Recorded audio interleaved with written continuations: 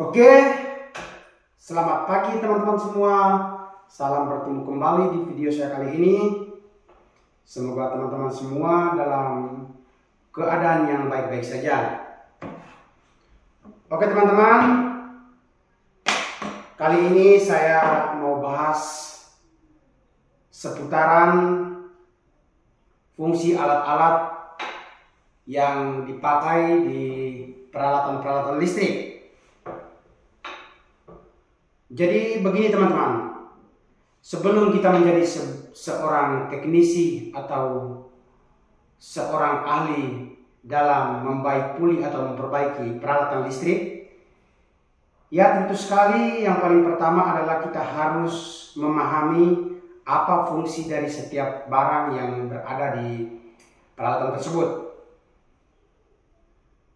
Oke, untuk tidak berpanjang kata lagi, di video saya kali ini saya mungkin membahas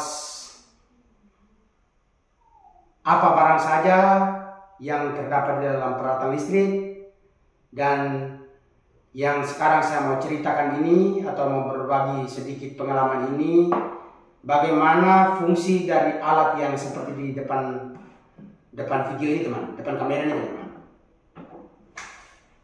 Jadi alat ini namanya kapasitor. Jadi bentuknya itu seperti ini teman-teman. Ada yang berbentuk bulat panjang, ada juga yang berbentuk segi empat, tapi semua fungsinya sama. Dan besar kecilnya kapasitor itu tidak dilihat dari fisik teman-teman. Nah, dari fisik ini bukan kita menjadi satu ukuran atau satu patokan bahwa itu besar atau kecil. Nah, semuanya itu tergantung dari pabrik yang membuatnya. Yang bisa membedakan besar kecilnya sebuah kapasitor itu kita lihat dari tulisannya. Jadi di sini di setiap kapasitor itu ada ditulis. Kalau di sini ditulis itu 5 UF. Itu bahasa-bahasa negara lain itu memang mereka memanggilnya dengan 5 UF. Kalau di Indonesia itu mereka biasa panggilnya mikro. Jadi ini 5 mikro. Ini juga sama. Ini juga namanya kapasitor. Dan ini 12 mikro. Yang ini lagi 20 mikro. Lalu besar kecilnya kapasitas sebuah kapasitor ini itu dipakai itu sesuai dengan ukuran dinamo atau mesin yang dipakai di barang-barang listrik tersebut. Jadi kalau dinamonya kecil, mesinnya kecil, itu dipakai kecil. Contoh seperti di kipas angin. Di kipas angin itu dia punya mesinnya kecil, yang biasa mereka gunakan itu sekitaran dari setengah mikro, 0,5 mikro sampai dengan 3 mikro. Atau ada kipas yang besar juga dia memakai kapasitor, tapi kapasitor yang lebih besar. Jadi pemakaian kapasitor itu sesuai dengan ukuran dinamo tersebut atau barang-barang listrik tersebut. Dan kapasitor ini teman-teman itu biasa dipakai di peralatan listrik yang bertegangan 220 volt sampai 240 volt. Jadi ini hanya dipakai untuk arus satu fasa atau arus single phase. Sedangkan di arus triphase atau arus 3 fasa itu orang-orang tidak memakai kapasitor. Kalau arus 3 fasa itu orang selalu memakainya itu memanggilnya kontaktor. Kontaktor. Tapi kontaktor itu mereka rakit dulu. Kalau mesin kecil itu mereka biasa panggil itu DOL atau Direct Online, bahasa Inggrisnya begitu teman-teman. Minta maaf, saya ini tidak sekolah, tapi saya karena belajar dari pengalaman, orang memanggilnya seperti itu, maka saya juga memanggilnya seperti itu. Itu kalau mesin kecil itu mereka panggil itu Direct Online. Sedangkan dia naik di atasnya lagi itu Start Delta, di atasnya lagi kotor terang, rotor resisten, lalu di atasnya lagi stop start, dan ada yang lain. Malah sekarang ini kebanyakan motor-motor 3 fasa itu selalu orang menggunakan sistem inverter. Oke teman-teman, kita kembali ke video topik pembahasan kita di awal tadi. Jadi kita sudah tahu bahwa ini adalah kapasitor. Oke. Dan teman-teman harus tahu apa fungsi kapasitor ini. Mereka yang di pabrik atau yang membuat barang ini, mereka tidak duduk pasang alat ini. Jadi alat ini punya peranan penting dalam pembangkit sebuah penggerak listrik atau dinamo air, kipas angin, atau peralatan-peralatan lain yang menggunakan arus 220 volt. Mereka selalu memakai ini. Ini namanya kapasitor. Di sini saya minta maaf, saya mungkin mau menjelaskan dengan bahasa-bahasa yang sederhana teman-teman. Saya juga terus terang bahwa saya tidak mendapat ilmu ini dari sekolah, atau saya dulu tuh pernah bersekolah di ilmu teknik, tidak. Saya ini hanya belajar dari pengalaman saja. Tapi sebelum kita mau tahu apa fungsi itu barang, kita harus banyak belajar.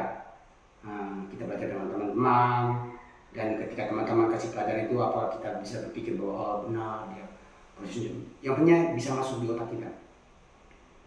Oke teman-teman, jadi ini kapasitor, fungsinya itu untuk starting pertama dinamo atau kipas angin atau pompa air atau barang-barang yang seperti saya sebutkan itu. Fungsinya untuk starting pertama. Jadi di setiap dinamo itu, yang dinamo 3 fase itu, kalau seperti saya contohkan seperti di dinamo air itu, dia ada 3 kabel. Jadi satu itu common, satu lagi starting, itu masuk kapasitor ini, dan satu lagi running. Jadi running, starting dengan common. Common itu biasa orang pasang netral, lalu yang kabel satunya ini masuk di arus listrik, dan yang arus listrik yang live contohnya lalu digabungkan 2, lalu terus masuk ke common, running dinamo tadi itu, lalu ujungnya satu ini masuk ke starting. Oke teman-teman, jadi begini. Dia ini, saya katakan tadi bahwa dia ini fungsinya untuk starting pertama. Jadi dia ini ketika kita hidupkan listrik untuk menghidupkan dinamo tersebut, dia fungsinya untuk menghidupkan dinamo saja. Lalu ketika dinamo starting itu, dia langsung mencapai RPM atau putaran yang sesuai dengan yang dengan putaran normal maksudnya. Jadi kenapa dia harus membutuhkan starting teman-teman? Saya ceritakan dalam bahasa sederhana. Saya mungkin dengan sebuah cerita, kalau saya ceritain mungkin teman-teman bisa mengerti. Jadi ceritanya begini. Ada sebuah mobil. Oke. Dan mobil itu kalau dia masih baik, itu biasa dihidupkan dengan menggunakan start tangan atau pakai kunci. Kalau mobil pakai kunci, start tangan, pakai tangan. Tekan, mobilnya hidup. Tapi mungkin karena ada masalah-masalah tertentu, akhirnya mobil itu tidak bisa hidup, di start tidak bisa hidup. Akhirnya jalan satu-satunya yang harus menghidupkan mobil tersebut itu dengan cara didorong. Jadi orang dorong, mobil sudah jalan, sopirnya masuk kopling, injak kopling, masuk gigi, lepas kopling, mobilnya hidup. Oke. Jadi pertama kali mobil didorong itu, saya mau tanya teman-teman, satu orang bisa dorong atau tidak? Satu orang bisa dorong mobil atau tidak? Mobil besar? Ya tentu tidak bisa teman-teman. Yang dibutuhkan pasti harus lebih dari satu orang. 2 orang kah, 3 orang kah, 4 orang kah? Lebih banyak mungkin lebih baik. Jadi ketika pertama kali kita dorong mobil itu pasti membutuhkan banyak tenaga. Jadi kita banyak orang itu dorong. Lalu mobil ini sudah jalan. Ketika mobil itu sudah jalan normal atau kelajuannya agak baik, itu 1-2 orang itu bisa dorong teman-teman. Dan mobil itu masih tetap berjalan. Nah, dia tidak membutuhkan banyak orang lagi. Yang pertama saja kita butuh banyak orang, tapi mobil itu sudah jalan, itu pasti tenaga yang banyak itu tidak butuhkan lagi. 1-2 orang itu kita bisa dorong, mobil itu bisa jalan. Tapi untuk pertama kali itu 1 orang atau 2 orang, mobil tidak bisa jalan. Sampai di sini mungkin teman-teman bisa mengerti. Nah, ini saya jelaskan dengan bahasa yang sederhana saja. Jadi ketika itu mobil sudah jalan, sudah normal, maksudnya bukan sudah hidup, maksudnya bukan sudah hidup, tapi maksudnya mobil itu sudah jalan, lalu tenaga yang dibutuhkan untuk mendorong mobil tersebut itu tidak banyak lagi. 1-2 orang juga bisa dorong, mobil masih tetap jalan. Oke? Teman-teman pasti bisa mengerti. Jadi fungsi dari kapasitor itu untuk mengejutkan dinamo tersebut, sehingga ketika pertama kali dia hidup itu dia langsung sampai putaran maksimumnya. Macam contoh di dinamo itu ditetapkan RPM-nya 1500 contoh saja, atau 1000 RPM. Tapi kalau teman-teman tidak menggunakan itu, startingnya setengah mati. Bahkan kadang motor tidak bisa jalan, dinamo tidak bisa putar, karena tidak ada yang starting dia. Dan kalau teman-teman tidak memakai ini, starting pertamanya itu, kalau seandainya dinamo itu putar, dia starting pertamanya itu berat sekali. Apalagi ada beban. Bagaimana dia mau capai putaran maksimum yang ditetapkan tadi kalau starting pertamanya saja pelan. Tapi kalau kita menggunakan kapasitor ini, kita kasih masuk arus, ujung kabelnya ini sentuh ke starting dinamo dikejut langsung dia putarnya cepat. Jadi untuk mencapai RPM yang maksimum itu lebih gampang. Jadi mungkin penjelasan saya ini, saya menjelaskan ikut kemampuan saya, apa yang saya dapat, apa saya yang timba dari pengalaman waktu saya masih bekerja. Saya ini hanya pengalaman kerja saya teman-teman. Tapi seperti saya katakan tadi itu, bahwa kita memperbaiki sesuatu barang itu, apa yang dipasang di dalam barang tersebut itu semua itu punya peranan penting. Besar kecilnya peranan itu tidak akan berjalan kalau semua tidak kerjasama. Jadi dalam satu dinamo itu, kalau barang ini sudah rusak, dinamo tidak mau putar. Dia tidak akan hidup. Atau dia akan hidup juga bunyinya. Dia mau jalan tapi tidak bisa, apalagi dengan beban. Contoh macam di dinamo kipas angin, atau kipas angin kan dia bawa beban dengan baling-balingnya, jadi berat. Jadi kalau ini tidak kasih kejut dia tidak akan berputar. Coba kalau teman-teman tidak pakai kapasitor, lalu